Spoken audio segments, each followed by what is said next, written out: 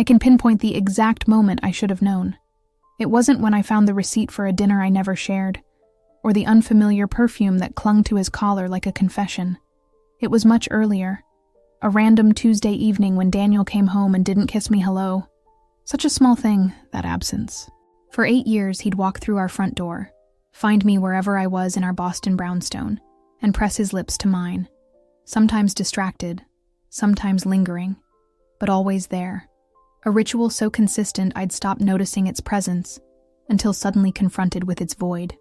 "Long day?" I asked, stirring the pasta sauce that had been simmering for an hour, timed perfectly for his arrival. "Yeah," one syllable, dropped like a stone. He loosened his tie, poured himself a whiskey without offering me one, and disappeared into his study. I stood in our kitchen, wooden spoon suspended midair, sauce dripping onto the pristine white tile I'd selected when we renovated last spring. The silence that followed felt like a physical thing, heavy, intrusive, whispering warnings I chose to ignore.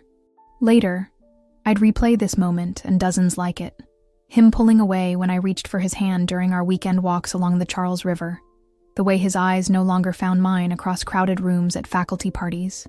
How he started taking calls in the bathroom, voice lowered beneath the running water. A constellation of disconnections I refused to map. "Emily thinks we should all go to Martha's Vineyard next month," I said over dinner, the pasta now slightly overcooked.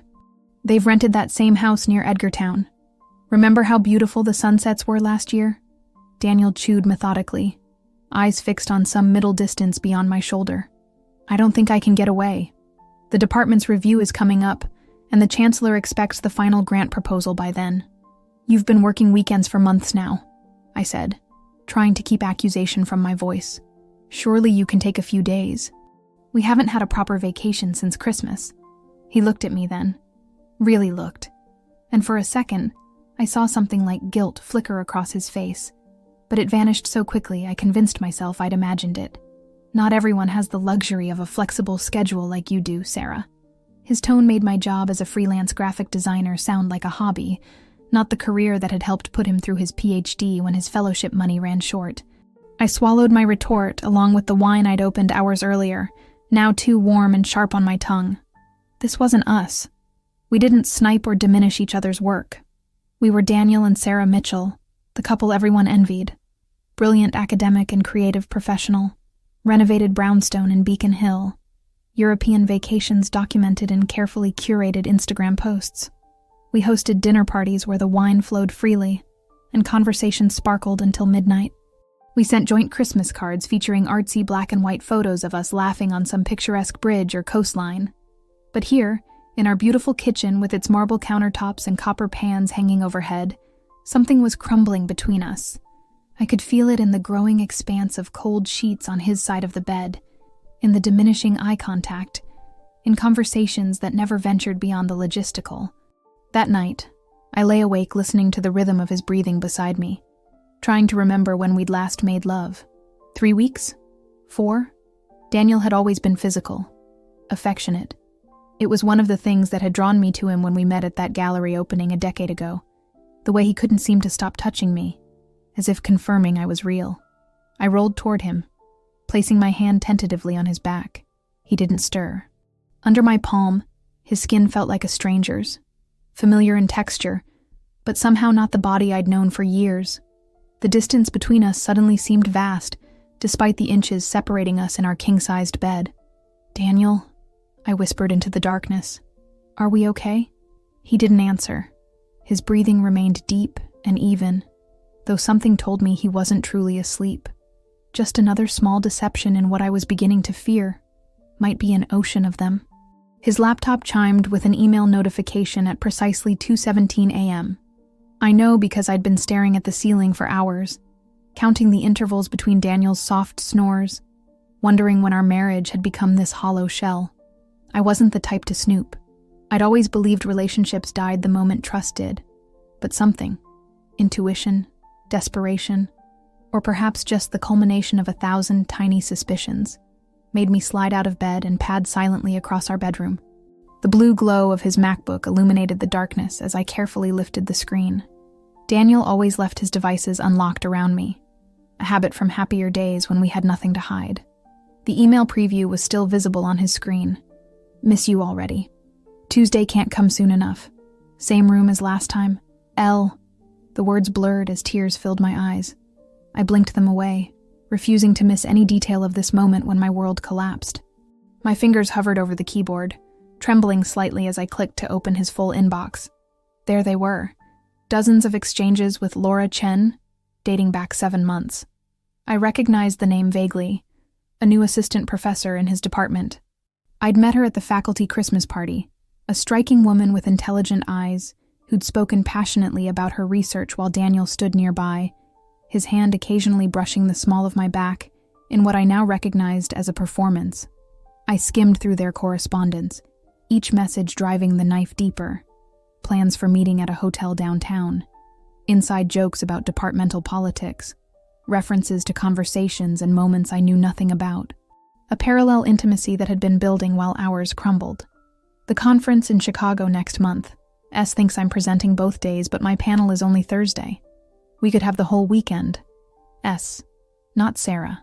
Not his wife. Just S. An inconvenient variable in their equation. I closed the laptop, my body numb. Somehow I managed to return to bed, sliding between sheets that now felt contaminated. I lay there, perfectly still, listening to Daniel sleep peacefully beside me, a man who could betray me so thoroughly, and then rest, without apparent guilt. Morning arrived with painful brightness. I'd been awake to witness every excruciating minute of dawn breaking across our bedroom. Daniel stirred, reaching habitually for his phone to check emails and messages, the very device that now held proof of his betrayal. "Coffee?" he mumbled, already scrolling through notifications. "It's already made," I replied, my voice surprisingly steady. I'd been up since 5, mechanically going through the motions of our morning routine while my mind raced through options, scenarios, confrontations. He shuffled to the kitchen, returning minutes later with his Harvard mug, steam rising like the questions burning in my throat. "You're up early," he observed, glancing at me with mild curiosity. Something in me snapped at his casual normalcy. "Who's Laura?" The mug paused halfway to his lips.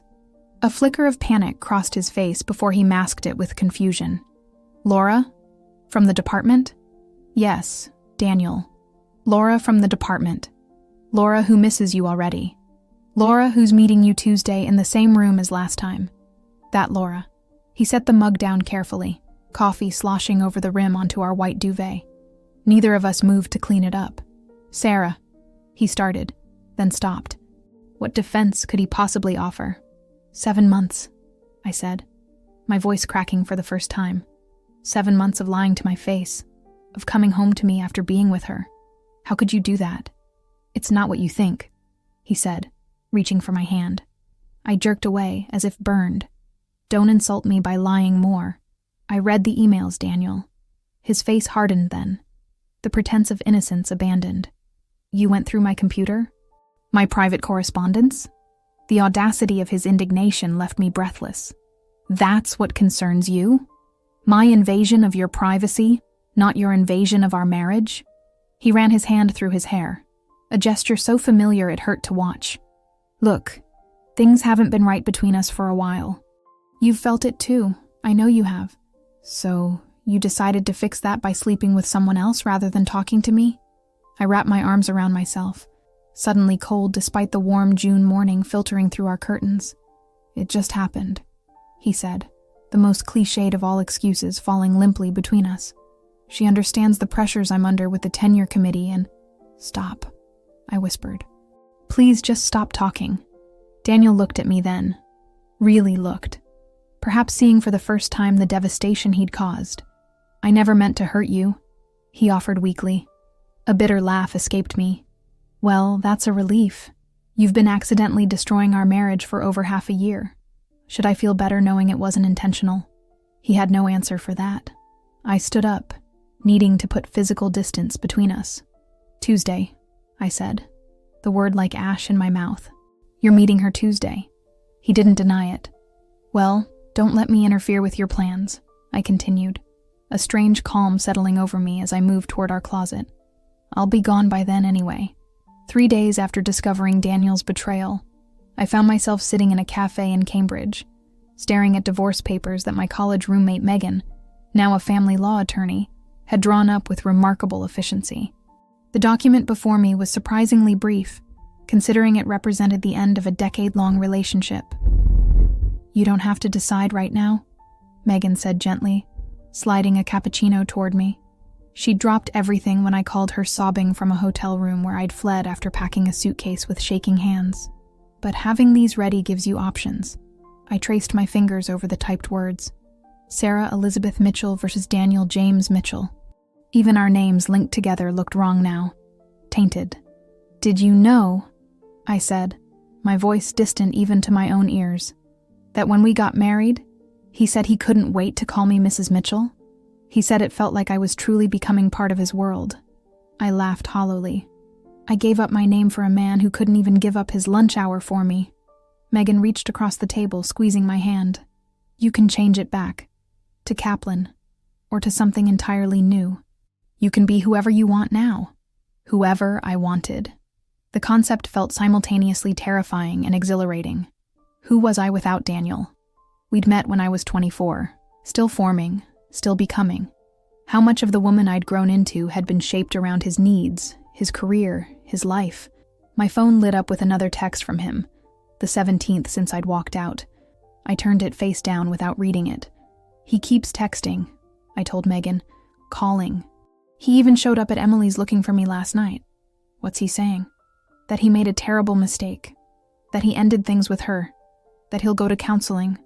Do whatever it takes." I stirred my coffee absently. "He says he loves me. And what do you think?" I considered the question carefully. "I think he loves the idea of me. The supportive wife who makes him look good at faculty functions. The woman who redecorated his childhood bedroom at his parents' house in Connecticut because his mother kept it like a shrine to his teenage years. The convenient partner who rearranged her freelance schedule around his academic calendar." I took a shaky breath. "But the real me, the woman with her own dreams and needs, I'm not sure he even sees her anymore." Megan nodded, letting me talk through the realizations that had been crystallizing since that night. "You know what keeps going through my head?" I continued. "Last year I got that huge contract with the tech startup, the one that wanted to completely rebrand. It was the biggest project of my career, and I was so excited when I told him over dinner." "I remember," Megan said. "You were going to be featured in that design magazine." "Yes. And you know what Daniel said?" He said, "That's nice, honey. But do you think you'll have time to help organize the department retreat next month? The chancellor's wife will be there." I shook my head at the memory.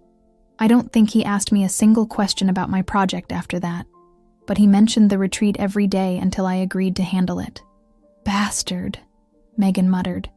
"The thing is," I said, surprising myself with the steadiness in my voice, "I'm not even angry about Laura anymore. Well, I am. But what I'm really angry about is how I disappeared in my own marriage. How I became an extension of him rather than my own person." A notification pinged on my laptop. An email from a potential new client who'd been referred by the tech startup. They wanted a complete visual identity for their business. Normally, I would have consulted Daniel before taking on such a large project, checking how it might impact his schedule or our plans. I clicked reply and typed, "I'd be delighted to work with you. Let's schedule a call to discuss your vision." Megan watched me with a small smile. "Making decisions without consulting him? First of many," I said, feeling a strange lightness spreading through my chest as I hit send. Outside the cafe window, Harvard students hurried past, wrapped in scarves against the October chill. For years, I'd walked these same streets feeling vaguely like an imposter. The faculty spouse who hadn't completed her master's degree because someone needed to have a stable income while Daniel pursued his doctorate. Now I saw those younger faces and felt an unexpected kinship. They were becoming. So was I. My phone buzzed again. Daniel's name flashed on the screen along with a preview. "Please come home. We need to talk. I can explain everything." Explain everything. As if there were any explanation that could rewrite the past 7 months. As if words could erase the image of him carefully planning Chicago weekends with another woman while lying to my face. I picked up the phone, my thumb hovering over the power button for a moment before pressing it firmly. The screen went black. "I'm thinking of going to New York for a while," I said to Megan as I set the phone down. "Jess has been asking me to visit for years, and she has that spare room in her Brooklyn apartment." "That sounds perfect," Megan replied, understanding in her eyes. "A change of scenery while you figure out next steps." Next steps. The phrase would have terrified me a week ago. Now it felt like permission. To reimagine, to choose, to become someone new. Or perhaps to rediscover the woman I'd been before I started shrinking myself to fit inside Daniel's expectations. I signed the divorce papers with surprisingly steady hands, my signature a declaration of independence. Jess's apartment in Williamsburg smelled like cinnamon and possibility. The spare room she'd offered me was tiny, barely fitting a futon and a vintage dresser. But the window overlooked a courtyard, where someone had strung fairy lights through the trees. At night, they twinkled like earthbound stars, a constellation marking this unexpected chapter of my life. "It's not Beacon Hill," Jess said apologetically as she helped me unpack the 2 suitcases that now contained my life. "But the coffee shop downstairs makes the best cold brew in Brooklyn, and there's a community of artists in the building who host these amazing rooftop gatherings every Thursday." I ran my hand along the exposed brick wall, feeling its rough texture against my fingertips. "It's perfect, Jess. Honestly. And surprisingly, I meant it." After years in our meticulously decorated brownstone, where every piece had been chosen to impress Daniel's colleagues and reflect his rising status in academia, there was something freeing about this imperfect space that made no pretensions to grandeur. The first week passed in a blur of small victories. Setting up my laptop at a corner table in the coffee shop, navigating the subway without getting hopelessly lost, finding a laundromat where the owner called me honey and gave me an extra quarter when my load needed 5 more minutes. I worked remotely on the project I'd agreed to take on, grateful for the distraction of deadlines and client calls. Daniel's attempts to reach me had grown increasingly desperate. After I blocked his number, he'd resorted to emails, each subject line more urgent than the last. "Please read. We can fix this. I'm coming to New York." I created a filter that sent them directly to a folder I rarely opened. Megan had become my unofficial divorce Sherpa, handling the legal details and shielding me from direct communication with him. "He's contesting it," she told me over the phone 3 weeks after I'd left Boston. "Claims you abandoned the marriage without giving counseling a chance." I laughed bitterly, watching steam rise from my coffee cup. 7 months of lying didn't give our marriage much of a chance either. "Don't worry," she assured me. "Massachusetts is a no-fault state. He can drag his feet, but he can't stop this." On my 4th Friday in New York, Jess insisted on taking me out. "You've been hiding in that room designing logos for 2 weeks straight," she said, pulling open my curtains to let in the November sunlight. "Time to rejoin the land of the living." I protested weakly, but truthfully, I was tired of my own company. The work that had initially been a welcome distraction had become a convenient excuse to avoid processing my feelings. I'd wake up, move to my laptop, design until my eyes burned, then collapse back into the futon, only to repeat the cycle the next day. "Fine," I conceded, "but nothing fancy, and nowhere near Columbia University." The thought of accidentally encountering Daniel, who'd emailed that he was coming to give a guest lecture series there, made my stomach clench. Jess took me to a small jazz club in the East Village, intimate enough to feel cozy rather than overwhelming, lively enough to drown out the constant chatter in my head. The saxophone player had eyes that crinkled when he smiled between sets, and for a moment, I allowed myself to notice this small detail about another human being. "He's looking at you," Jess whispered, nudging me as the quartet took a break. "Stop it," I muttered, but felt a flush creeping up my neck. "I'm not ready for that." "Who said anything about ready? I'm just pointing out that you're still visible to the world." She squeezed my hand. "You didn't disappear when your marriage did." Her words hit me with unexpected force. Wasn't that exactly what I'd feared? That without Daniel, I would somehow cease to exist in the eyes of others? That I'd become as insubstantial as I'd sometimes felt in our marriage? But here I was, solid and present, being seen by strangers who knew nothing of my failure or shame. The realization was both terrifying and strangely exhilarating. Later that night, lying awake on the futon, I opened the folder where I'd been storing Daniel's emails. The most recent had come just hours earlier. Sarah, I'm in New York for the Columbia lectures. Please meet me. One conversation. That's all I'm asking. I'm staying at the Standard in the East Village through Sunday. I've made a terrible mistake. Let me try to make it right. I closed the email without replying, but sleep eluded me. Not because I was tempted by his offer, but because I'd felt nothing when reading his words. No anger, no longing, not even hurt. Just a dull recognition, like noting the presence of a piece of furniture you're planning to give away. The next morning, I walked to a small park near Jess's apartment and sat watching children play on a frost-covered playground. A little girl with unruly curls kept trying to climb a ladder, falling each time but getting back up with stubborn determination. Her mother stood nearby, hands outstretched, but not intervening, ready to catch her if needed, but allowing her to find her own way up. I thought about how easily I'd surrendered pieces of myself during my marriage, my career ambitions, my social circle, even my name, believing that's what love required. How had I confused diminishment with devotion? My phone vibrated with a text from a number I didn't recognize. It's Daniel. Got your number from Emily. I'm leaving tomorrow. Please, 1 coffee. The Standard has a cafe on the ground floor. 2 p.m. The little girl finally reached the top of the ladder, her face illuminated with triumph as she turned to make sure her mother had witnessed her victory. I thought about all the moments of pride I'd swallowed to avoid outshining Daniel, all the achievements I'd downplayed to maintain his comfort.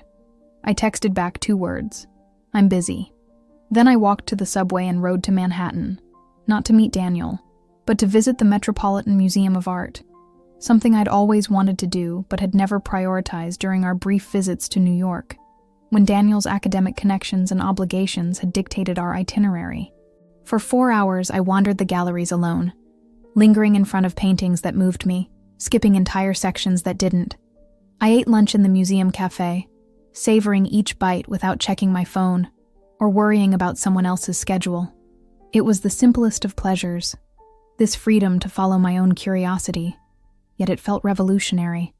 At exactly 2:14 p.m., while standing before a Monet water lily painting, I felt something inside me quietly, irrevocably shift. Daniel was sitting in a cafe 2 miles away, checking his watch, perhaps ordering another coffee to justify his continued presence. And for the first time since I'd left Boston, I didn't care what he was doing at all. Winter in New York has a particular kind of beauty, harsh and honest, with no pretense of gentleness. By January, I'd been in the city for 3 months. The divorce proceedings dragged on, with Daniel finding new reasons to delay at every turn. But in other ways, life had begun moving forward with unexpected momentum. The tech startup project had led to 3 more clients, each larger than the last. My temporary workspace at the coffee shop had evolved into a small desk at a co-working space in Soho, where I found myself surrounded by other creative professionals who took their work, and themselves, seriously without the suffocating pretension I'd grown used to in Daniel's academic circles. You should come to this gallery opening tonight, said Zoe, a photographer whose desk faced mine. She'd become something of a work friend, though I still kept people at a careful distance. My friend Elena is showing her installation pieces. Very avant-garde stuff. Lights and shadows and some kind of interactive sound element. Plus, free wine. My instinct was to decline. I'd grown comfortable with my routine of work, occasional outings with Jess, and quiet evenings alone. But something about the genuine casualness of Zoe's invitation appealed to me. It wasn't loaded with expectation or obligation, just a simple opportunity to step out of my increasingly predictable pattern. Sure, I heard myself say. What time? The gallery was in a converted warehouse in Bushwick, all concrete floors and exposed pipes, with dramatic spotlighting that created pools of brightness in the otherwise dimly lit space. Elena's installation occupied the main room, delicate wire sculptures suspended from the ceiling, casting intricate shadow patterns that shifted as viewers moved through them. Small speakers embedded in the floor emitted subtle sounds that changed depending on where you stood. I found myself mesmerized by the interplay of light and shadow, sound, and silence. It reminded me of something I'd forgotten, how art could speak directly to your senses, bypassing the analytical part of your brain that wanted to categorize and judge. "What do you think?" asked a voice beside me. I turned to see a man about my age, with dark-rimmed glasses and paint-splattered boots. He gestured toward the installation with a plastic cup of wine. "It's like walking through someone else's dream," I replied, surprising myself with the poetic response. Familiar elements arranged in ways that shouldn't make sense, but somehow do. He smiled, revealing a slightly crooked front tooth. "Exactly. Elena has this way of making the intangible feel physical." He extended his hand. "I'm Nathan, by the way. I have a few pieces in the back room. Nowhere near as impressive as this." "Sarah," I said, shaking his hand briefly. "I'm here with Zoe. I don't actually know anyone in the art world." "What world do you belong to, then?" he asked, his tone curious rather than judgmental. The question caught me off guard. For so long, my answer would have been shaped around Daniel. I was a faculty spouse, a supporting character in the narrative of his academic career. Now I hesitated. "I'm a graphic designer," I said finally. "Mostly branding work for startups and small businesses." "So you're visual too," Nathan nodded, "but commercial rather than conceptual." Once I might have felt defensive about the distinction, having absorbed Daniel's subtle condescension toward creative work that served business purposes. But Nathan's tone held genuine interest rather than evaluation. "I like solving problems through design," I explained. "Finding the visual language that communicates what's unique about a particular business or organization. It's creative, but with parameters. Parameters can be liberating," he said. "I teach art at the high school level, and my students always do their best work when I give them specific constraints rather than total freedom." We talked for nearly an hour, moving from discussions of creativity to teaching to New York neighborhoods. Nathan had grown up in Queens and spoke about the city with the affectionate frustration of a lifelong resident. When Zoe eventually found us, she raised her eyebrows at me with obvious approval. "I see you've met our resident educator," she said. "Nathan's students worship him. He's got these troubled teenage boys creating Renaissance-quality drawings instead of tagging subway cars." Nathan rolled his eyes good-naturedly. "Slight exaggeration. And I have nothing against tagging. I just suggest more permanent mediums with less legal repercussions." As the evening wound down, Nathan asked casually, "Would you want to get coffee sometime? I know a place in my neighborhood that roasts their own beans. Very pretentious, but legitimately good." The invitation hung in the air between us. 6 months ago, I wouldn't have been standing in this gallery at all. 4 months ago, I was discovering my husband's infidelity. 2 months ago, I could barely function beyond the minimum requirements of daily survival. "I'm going through a divorce," I blurted out, immediately regretting the abruptness of my disclosure. Nathan's expression remained unchanged. "Okay," he said simply. "Coffee still stands, whether as a friendly or romantic gesture. Your choice." His response, so straightforward without either pity or retreat, disarmed me. "Coffee would be nice," I said carefully. "As people getting to know each other." "People getting to know each other," he repeated with a nod. "My favorite kind of coffee date." We exchanged numbers, and I walked home through the cold January night feeling strangely light. Not because I'd met someone, I was nowhere near ready for that kind of connection, but because for a few hours, I'd been just Sarah. Not Daniel's wife, not the woman recovering from betrayal.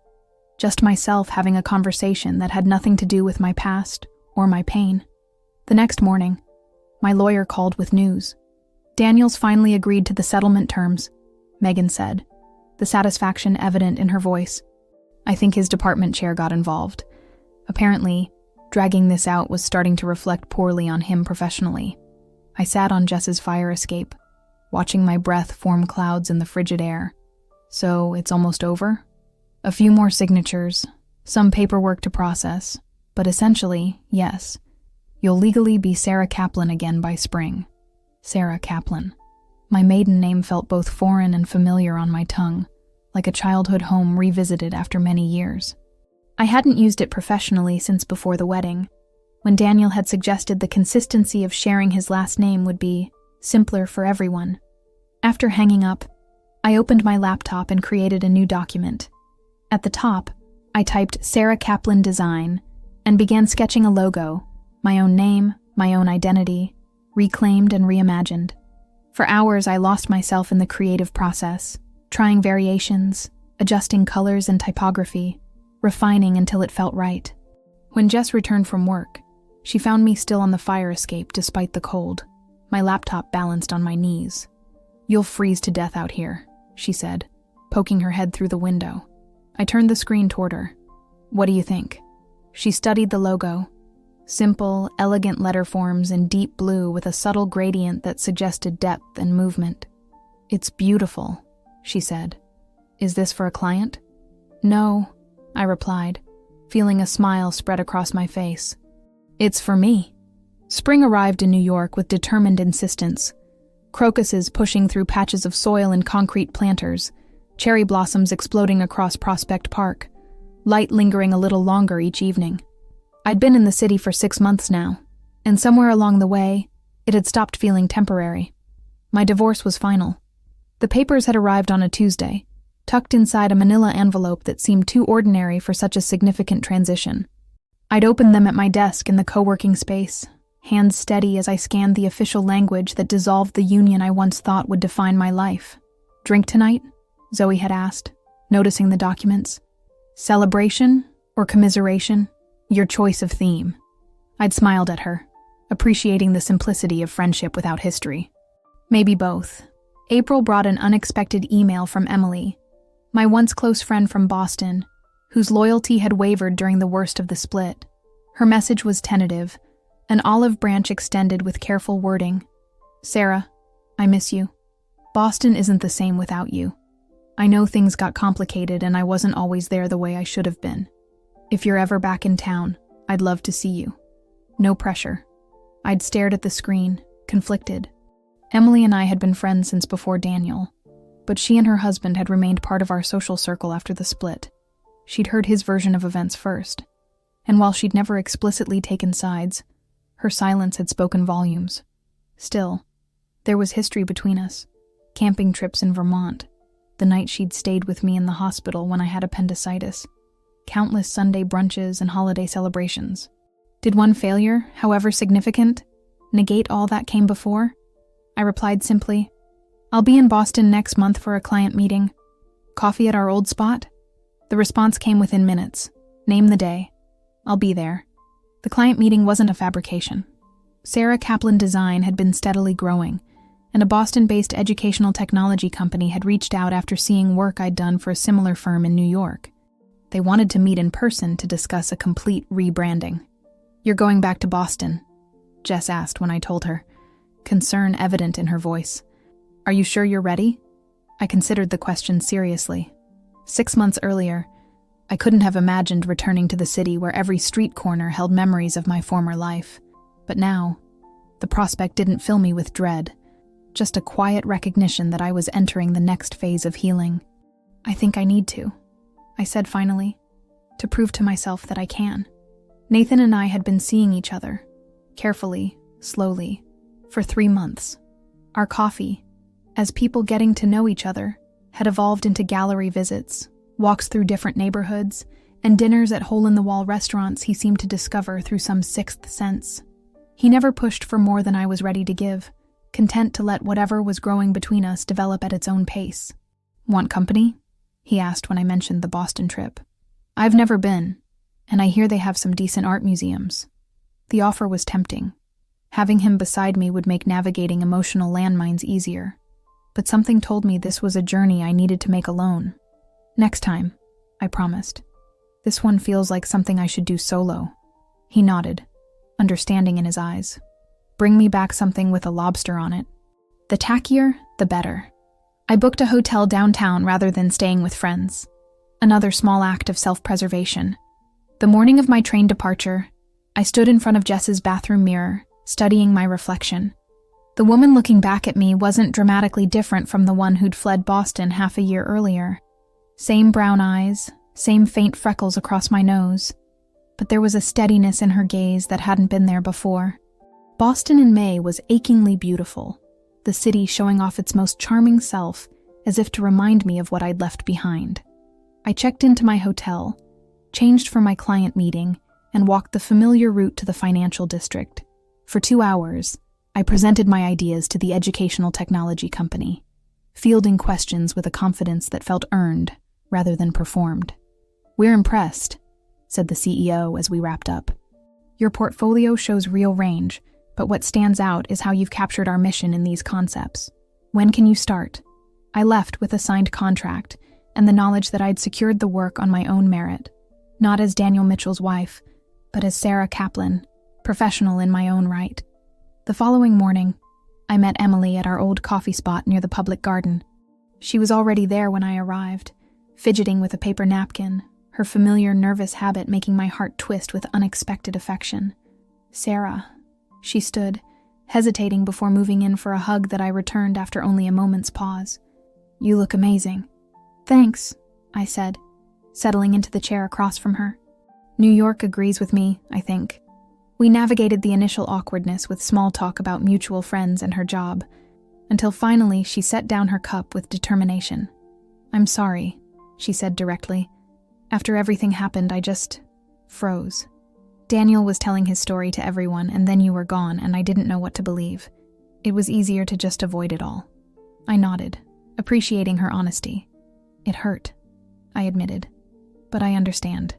It's hard to know what to do when friends split up. Have you," she hesitated, "have you heard about him and Laura?" The question didn't sting as I might have expected. "No," I said truthfully. "I've disconnected from all that." Emily's expression shifted to something like satisfaction. "They lasted about a month after you left. Word is, she dumped him when he became too emotionally demanding. He's been trying to rebuild his reputation since, but the department hasn't forgotten." I absorbed this information with surprising detachment. There was a time when knowing Laura had left him too would have felt like vindication, but now it seemed like news about a character in a book I'd put down months ago. "How about you?" Emily asked, studying my face. "Are you seeing anyone?" "Sort of," I said, feeling a small smile form. "It's new. He's an art teacher. Nothing like Daniel." "Thank God for that," Emily laughed, and just like that, the tension between us dissolved. After coffee, I had one more stop to make. The brownstone. Our brownstone. His brownstone now. I hadn't planned this visit, had actively avoided thinking about it. But as I walked through the public garden, I found myself turning onto Beacon Street, then Chestnut, my feet carrying me along the route I'd walked hundreds of times before. I stopped across the street, studying the familiar facade with its black shutters and red door. Spring flowers filled the window boxes. Someone was taking care of them, though Daniel had never shown interest in gardening. Perhaps his mother had stepped in, or maybe he'd hired help. Either way, life had continued here without me.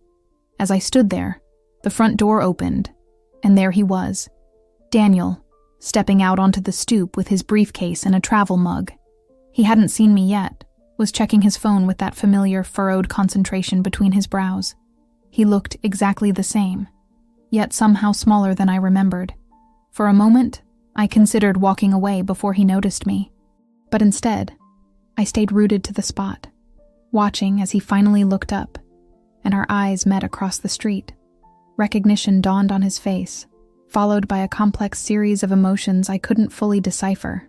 He raised a hand in tentative greeting, then seemed to reconsider and took a step toward the street, mouth opening to call out. I shook my head once, a small, definitive gesture, and turned away, continuing down the sidewalk toward Charles Street. "Sarah!" His voice followed me, familiar and strange all at once. I didn't look back, not because I was afraid or angry anymore, but because I didn't need to. Whatever closure I'd come seeking wasn't in his words or explanations, or even in seeing the home we'd shared.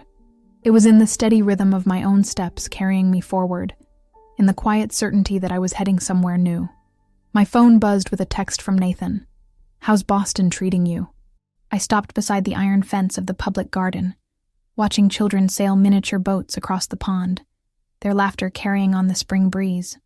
Behind me lay the brownstone and all it represented, the years of my marriage, the pain of betrayal, the struggle to find myself again. Before me stretched a future I was building day by day, choice by choice. I typed back, "It's beautiful, but I'm ready to come home," and I was surprised to realize how completely I meant it. Home wasn't Boston anymore. It wasn't even New York exactly. Home was the person I'd become. The woman who'd walked through fire and emerged not just intact, but somehow more authentically herself than she'd been before the flames.